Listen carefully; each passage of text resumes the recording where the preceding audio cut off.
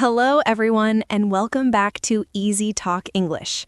This morning, something small but meaningful happened to me. I was walking past a coffee shop and I saw two women sitting by the window, laughing so freely that people outside could hear them. They looked completely comfortable together, like they had known each other for years, and I couldn't stop thinking about it. That sounds like such a warm moment. There is something very powerful about seeing real friendship in action. What was it exactly that touched you so much? It wasn't just the laughter, it was the way they leaned toward each other and really listened. They looked safe together, like they could talk about anything without fear of judgment. And suddenly I asked myself, when was the last time I felt that kind of easy connection in a new friendship? That question really hits me. I have to admit, I feel something similar sometimes. I spend my whole day surrounded by people at work, talking in meetings and sharing ideas, but at the end of the day, I still feel lonely. That feeling of being surrounded but still lonely is so confusing. From the outside, it looks like you have a full social life, but inside, there's a quiet space that feels empty. Exactly. And it makes me wonder, why is making friends as adults so hard? When we were children, it felt simple and natural. Now it feels complicated and sometimes even scary. That's the big question for today. Why does something as natural as friendship become difficult as we grow older? And if you're listening right now and sometimes feel lonely, I want you to hear this clearly. You are not strange and you are not alone. Yes, loneliness does not mean you failed at life. It does not mean you are boring or uninteresting. It simply means you are human and you need real connection just like everyone else. In today's episode, we are not only talking about friendship, we are also talking about loneliness, vulnerability, and how to build real connection in adult life. We will share our personal experiences and practical ideas that can truly help you. So if you have ever moved to a new city, started a new job, or feel disconnected even in a busy room, stay with us. By the end of this episode, we hope you feel understood and maybe even a little more hopeful. Let's explore this together and unlock some honest English about real life and real emotions. So Linda, let's answer that big question. Why does making friends feel so much harder as adults? I think the first reason is simple but huge. We don't have the same built-in social life we had at school. Exactly. At school, friendship was almost automatic because we had structure. We saw the same people every day, we sat next to them, we worked in groups, we ate lunch together, and we shared small daily moments. That repeated contact made connection easier, even if you were shy. Yes, and as kids, we didn't need a perfect reason to talk. You could say, "Can I sit here?" or "Do you want to play?" And that was enough. Now, as adults, we often feel like we need a big reason or a perfect moment, and that pressure makes it harder. And once we leave school, the main social place becomes work. But work is not the same. At work, we often wear a professional mask. We try to look smart, calm, capable, and sometimes we hide our real feelings because we don't want to seem weak or strange. I feel that so strongly. At work, I can be friendly, but I'm also careful. I don't always say what I truly think, and I don't always share what's happening in my life. It's like I'm polite, but I'm protected. That's such a good way to say it. Polite, but protected. And there's also the issue of roles at work. Someone is your manager, someone is your teammate, someone might be competing for the same promotion. So even if you like people, it can feel complicated to trust fully. Right, because real friendship needs safety. You need to feel like you can be honest without a negative result. But in many workplaces, people worry about gossip, judgment, or being misunderstood, so they keep conversations on the surface. Another reason is busyness culture. Adult life is full. People have jobs, family, errands, health goals, side projects, and responsibilities. We often treat free time like a luxury, so friendship becomes something we do only when we have extra energy. And the truth is, many adults don't have extra energy. After a long day, it's easier to go home, eat dinner, watch something, and rest. That choice is understandable, but over time, it slowly reduces your chances to meet people and build connection. Yes, and friendship is not like ordering food. You can't get it instantly. It needs time, effort, and repeated exposure. You have to see someone many times to move from stranger to acquaintance, and from acquaintance to real friend. There's also fear, and I think we don't talk about it enough. Asking someone to hang out can feel like rejection is waiting for you. You send a message like, "Do you want to get coffee?" And then you start overthinking everything. Totally. You think, did I sound too excited? Did I sound desperate? What if they ignore me? And sometimes one small no feels personal, even when it's not. Adults have schedules, and a no might just mean they're tired or busy. This is where vulnerability comes in. To build a real friendship, you have to take small emotional risks. You have to show a little of the real you, not just the easy, perfect version. But vulnerability feels uncomfortable because it creates uncertainty. I agree, and I think vulnerability is like a door. If you never open it, nobody can enter. But if you open it too fast, you can feel unsafe. So the key is to open it slowly, step by step, and see who responds with kindness. That's such a useful image. For me, I used to think friendship should feel instant, like we click and that's it. Now I believe the real secret is repeated exposure plus emotional safety. You meet often enough and you feel safe enough, and then connection grows. Yes, and when you understand that, you stop blaming yourself. You realize it's not that you're broken, it's the adult world that makes friendship harder. But the good news is, if you create the right conditions, friendship can still happen. Exactly. And in the next part, we're going to talk about loneliness because it's connected to all of this. And if you feel it, we want you to feel seen, not ashamed. Let's talk honestly about loneliness. Many people think loneliness means being physically alone, but that's not always true. You can sit in a crowded office, attend meetings all day, and still feel completely disconnected inside. Loneliness is not about how many people are around you, it's about how deeply you feel understood. That's such an important difference. I've had days where I talked to 20 people at work, but none of those conversations felt real. They were about deadlines, numbers, and tasks, but not about fears, dreams, or personal struggles. And when that happens again and again, it slowly affects your mood. You might feel tired even when you slept enough, or unmotivated even when everything seems fine. Loneliness can quietly drain your energy. I've read that long-term loneliness can even affect your health. It can increase stress, lower your immune system, and make it harder to sleep. When you feel disconnected, your body reacts like something is wrong. That's true. And I experienced that personally a few years ago. I moved to a new city for a job, and at first, everything felt exciting and fresh. I explored new places, tried new food, and enjoyed the independence. That sounds like a fun beginning. When did things change for you? After a few months, the excitement faded and reality appeared. I realized I didn't have anyone I could call just to talk about my day.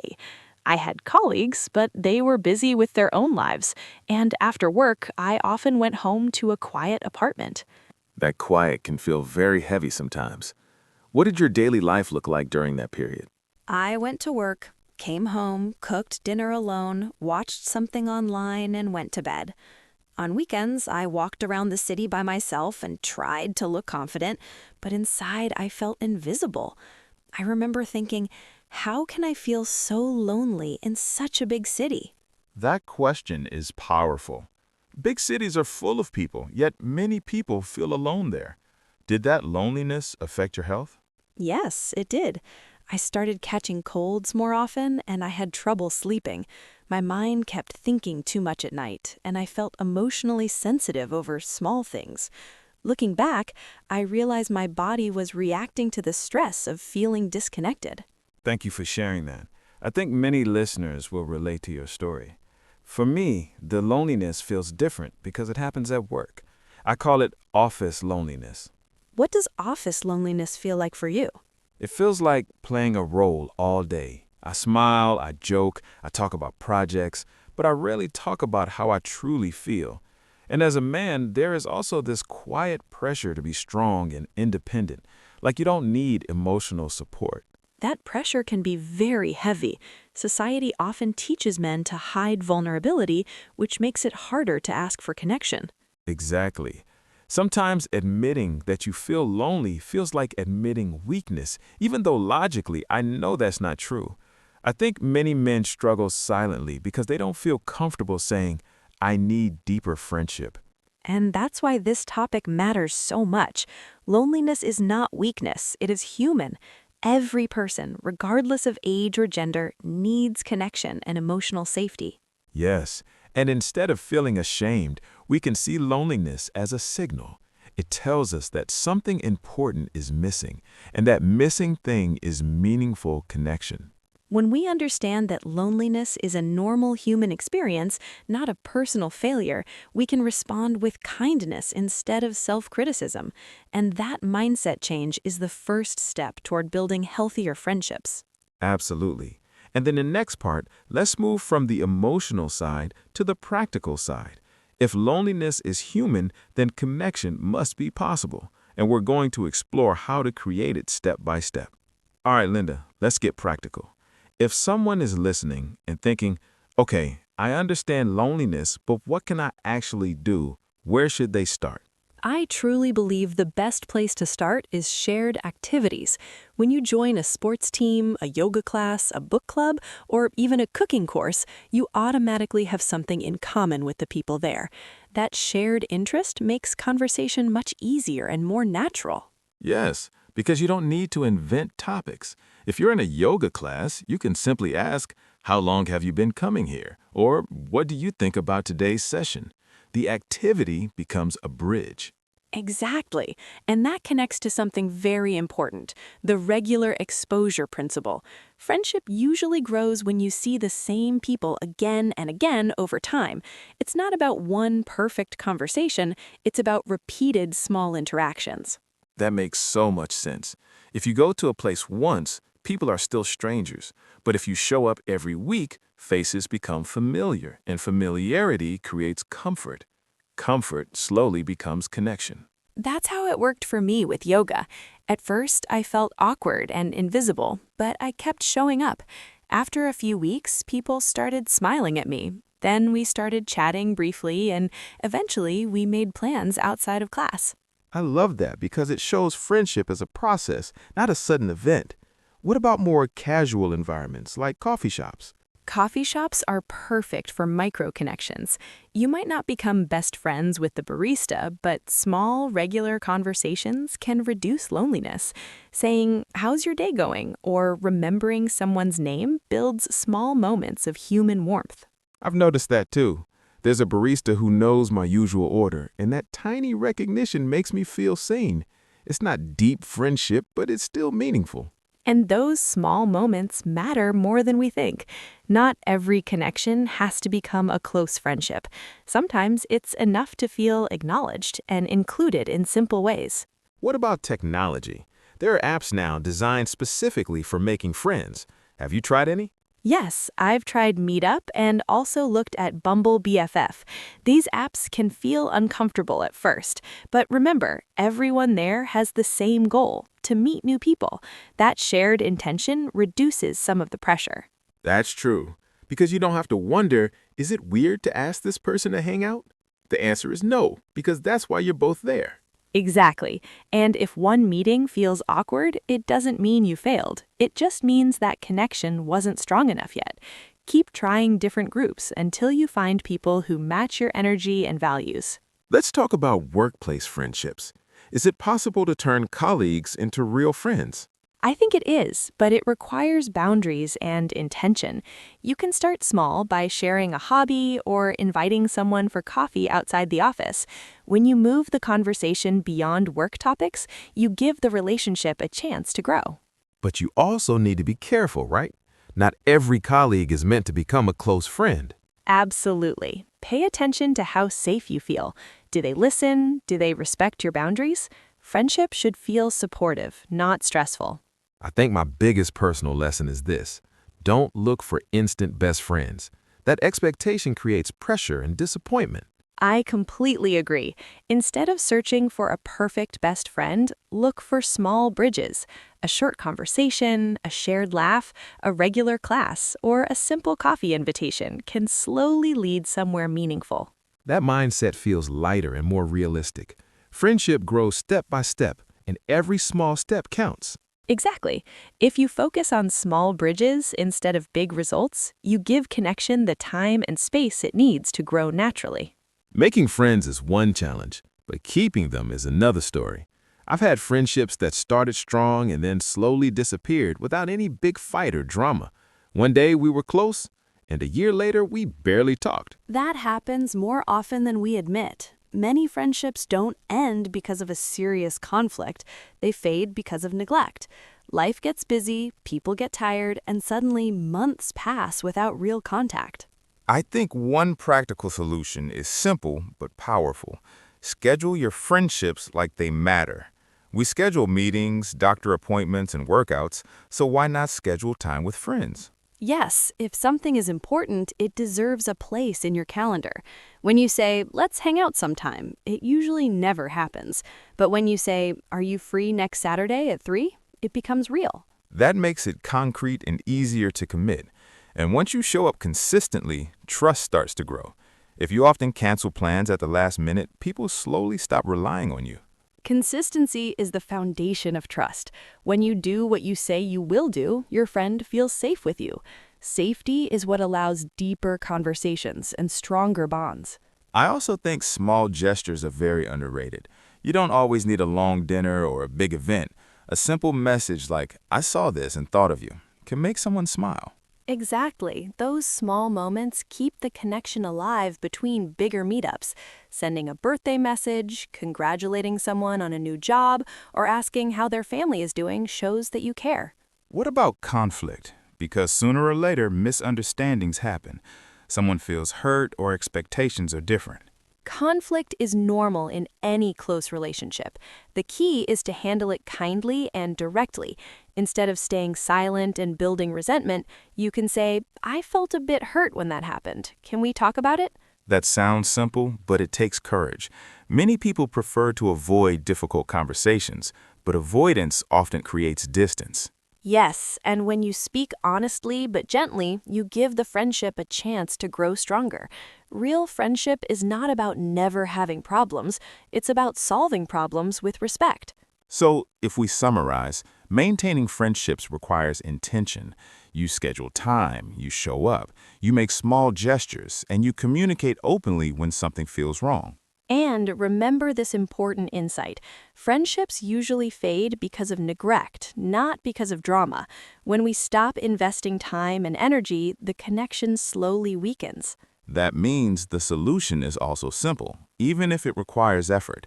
Pay attention, be consistent, and don't assume the other person will do all the work. Exactly. When both people choose to care and stay present, friendship becomes something stable and lasting, not something temporary. We've talked a lot about finding friends, but now I want to turn the focus around. Instead of asking, where can I find good friends, maybe we should ask, how can I become a good friend? That small shift in thinking changes everything.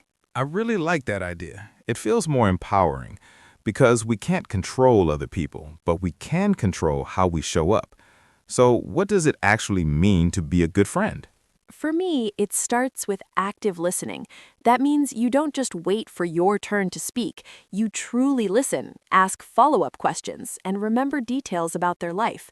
When someone feels heard, they feel valued. I've realized how powerful that is.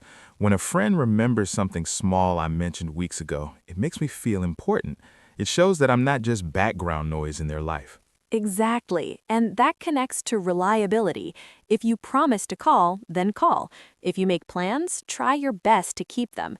Reliability builds trust, and trust is the foundation of every strong friendship. I agree, and I've learned this the hard way. When you cancel too often or forget things, even unintentionally, people slowly stop opening up to you. They don't feel secure. Another important quality is emotional presence. When your friend is going through a difficult time, You don't need perfect advice. Sometimes just saying, "I'm here for you," is enough. Yes, we often think we need to fix the problem, but often people just want support.